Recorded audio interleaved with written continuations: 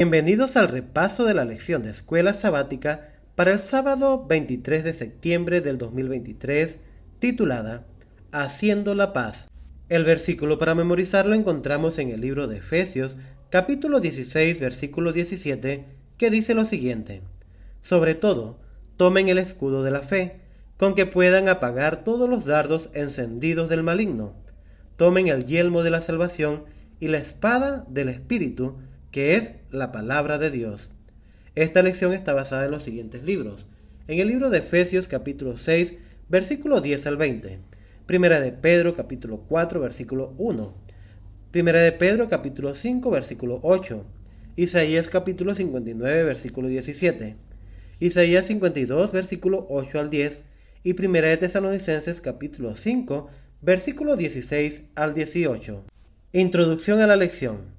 Al enumerar y describir la armadura de Dios como elementos individuales, cinturón, coraza, zapatos, escudo, casco y espada, Pablo no quiere representar a un guerrero solitario. Por el contrario, en griego, usa los verbos de la segunda persona de plural para dirigirse a todo un ejército. De hecho, todo o la mayoría de los otros versos que Pablo usa para dirigirse a la iglesia aquí está en la forma plural. Por su uso del plural, entonces, Pablo pinta ante nuestros ojos el glorioso ejército de Dios de valientes soldados totalmente equipados para su misión. Pero, ¿cuál es la misión de ese ejército? Los soldados de Dios están blindados y listos para proclamar al universo un mensaje de Él, el mensaje de que Dios trae paz al universo, a la gente en la tierra, paz entre las naciones, paz en las comunidades, en las familias, entre generaciones y clases. Pero esta paz no es una paz lograda debido al compromiso o al sincretismo, en el que todas las partes en el conflicto aseguran la aceptación de una parte de su propia cosmovisión, valores o proyectos. Más bien, Dios trajo paz al revelar su amor y justicia en la cruz y así ganar la batalla contra sus acusadores y enemigos. Cuando las personas aceptan lo que el Señor Jesús logró en la cruz, Dios los bendice gozosamente con la justicia de Cristo. Es esta justicia y amor lo que trae paz entre los humanos y Dios, entre las personas y con todo el universo. Es esta paz la que proclaman los cristianos. La historia de las naciones, de las religiones, de las culturas, de la filosofía, de la psicología y de la ciencia ha demostrado que no hay otra manera de alcanzar la paz, debido a que los cristianos han experimentado esta paz ellos mismos en sus vidas individuales, en sus familias, en sus comunidades y en la iglesia. Ahora pueden proclamarla a toda la humanidad, de hecho, a todo el universo. Temas de la lección. El estudio de esta semana se centra en 4 temas relacionados. 1. La iglesia está involucrada en el conflicto cósmico con la misión de proclamar el Evangelio de la paz. Número 2. No estamos luchando solos en esta batalla. Estamos luchando en el Señor y en su armadura. Número 3. No estamos peleando esta batalla como guerreros solitarios, sino como el ejército de Dios, el pueblo de Dios. Y número 4. No estamos luchando una batalla abierta e incierta, sino una batalla que ya tiene un cierto resultado. En la cruz, Dios ganó la victoria sobre el pecado, el mal, la muerte y Satanás. Comentario. Guerra y paz. Pablo comienza el fragmento de Efesios 6, 10 al 17 con una triple referencia al poder. Efesios 6, 10 dice, usando 3 palabras diferentes en el verbo endunamo, empoderar, y 2 sustantivos, que son kratos, fuerza o poder, y ischus, que es fuerza, poder, fuerza o habilidad. El apóstol usa las mismas palabras, las 3 en forma de sustantivos. El comienzo de su carta, Efesios 1, 19 al 21, al describir la grandeza y el poder de Dios como se revela en Cristo.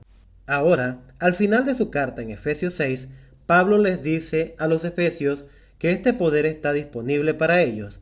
El apóstol apela al tema del poder porque está introduciendo el tema del conflicto, la guerra la lucha y la superación. Desafortunadamente, la vida cristiana está estrechamente relacionada con la lucha y la superación. Es cierto que todas las religiones, filosofías, ciencias, literatura e historia, de hecho, todas las narrativas con el evolucionismo, el marxismo, el nazismo, perciben y describen la vida como una lucha, como un conflicto. De hecho, cualquiera que quiera vender una historia necesita trazarla sobre el conflicto y la lucha. En tales historias, el protagonismo o héroe está luchando contra algo o alguien. Por ejemplo, un protagonista lucha contra una superpotencia. Otro héroe está luchando para superar un agujero negro. Y un tercer héroe lucha contra una enfermedad incurable. Pero la lucha del cristiano, explica Pablo, es contra los esquemas del diablo. La guerra que describe no es contra carne y sangre, sino contra los gobernantes, contra los poderes, contra las fuerzas mundiales de esta oscuridad, contra las fuerzas espirituales de la maldad en los lugares celestes. Efesios 6:12, Efesios 1:19 al 21, Efesios 2:6 y Efesios 3:1. Esta batalla espiritual en los reinos celestiales tiene repercusiones directas y cruciales en nuestras vidas. Estamos directamente involucrados en esta guerra y debemos elegir un bando. Sin embargo, en toda la epístola, Pablo explica que no estamos involucrados en esta guerra simplemente porque dos superpotencias están luchando, y somos víctimas corporales inocentes, enredadas o atrapadas en esta batalla contra nuestra voluntad. De hecho, es al revés, es Dios quien se enredó en esta lucha por nosotros. Fuimos nosotros quienes nos pusimos del lado de la fuerza de las tinieblas para luchar contra Dios.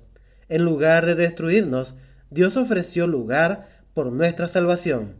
Él tomó sobre sí nuestra culpa y pecado, murió en nuestro lugar para poder traernos paz, para que Él pudiera restaurarnos a nuestro estado legítimo de su reino.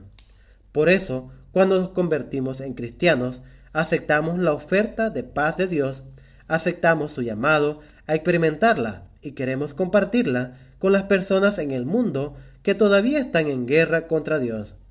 No nos unimos a Cristo desde una posición de neutralidad, sino desde las líneas de los enemigos de Dios.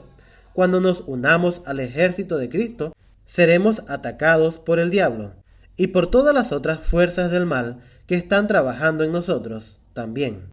Para este asalto necesitamos la armadura de Dios y el arma para proclamar su evangelio de paz. Considere esta profunda perspectiva de Elena G. de White. Muchos consideran este conflicto entre Cristo y Satanás no tiene ninguna relación especial con su propia vida, y para ellos tiene poco interés. Pero dentro del dominio de cada corazón humano, esta controversia se repite. Nunca uno deja las filas del mal para el servicio de Dios sin encontrarse con los asaltos de Satanás. Las tentaciones a las que Cristo se resistió fueron aquellas que nos resultan tan fáciles de soportar. Fueron instados sobre Él en un grado mucho mayor como su carácter es superior al nuestro. Con el terrible peso de los pecados del mundo sobre Él, Cristo resistió la prueba sobre el apetito, sobre el amor al mundo y sobre ese amor de exhibición que conduce a la presunción. Estas fueron las tentaciones que vencieron a Adán y a Eva, y que tan fácilmente nos vencieron a nosotros. Deseado de toda la gente, página 116 y 117. Siguiente punto, el gran conflicto. En su extensa obra teológica sistemática, Norman Gulley destaca que la teología cristiana generalmente ha pasado por alto el tema del conflicto cósmico o la gran controversia, mientras que para otros cristianos la gran controversia, el conflicto cósmico espiritual entre Dios y las fuerzas malignas de Satanás, es uno de los detalles más relacionados con la teodicea. Para Elena G. de White y los adventistas del séptimo día, la gran controversia es la doctrina general que integra todas las demás doctrinas, no solo sistemáticas sino históricamente. Para los adventistas del séptimo día, el tema del gran conflicto no es solo un sistema de doctrinas, sino una historia. La historia de Dios es la historia de su acto amoroso de la creación, de nuestra rebelión contra Él, de su amor sacrificial por nosotros, de su intervención directa en la historia de nuestro mundo a través de la encarnación, de su muerte en la cruz, resurrección y ascensión, de su deseo y obra para restaurar nuestra relación con Él, de su restauración de la unidad y el amor en la humanidad a través de la Iglesia, de sus promesas de poner fin a la historia del pecado y del mal, y de su promesa de llevarnos a su gozo y paz eterna.